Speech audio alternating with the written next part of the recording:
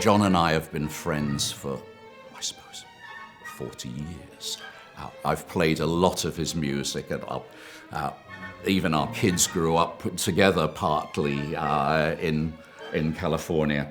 He did a big orchestra and choral piece of mine called Harmonium at the CBSO, and then shortly after that we met. It was interesting because at the time he was visiting San Francisco, and I live near there, and he would come with his family on short vacations a couple of times a year.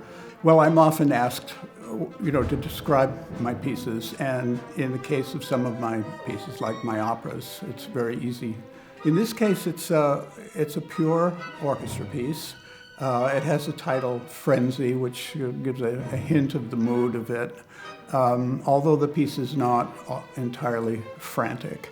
I think the things to listen to is, my usual sense of pulsation, which characterizes my music.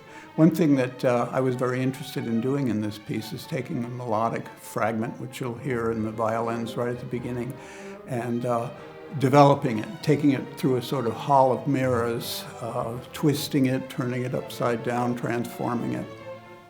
I mean, being John, of course, it looks incredibly practical. First of all, I'm looking forward to see how difficult it is. How much rehearsal do we need? Are there going to be enormous problems? As the name would suggest, it's very active and very rhythmic and kind of non-stop. But I'm thrilled to do it. It always kind of one of the great things in any musical year is thinking, well, what are we going to hear that has never been heard before?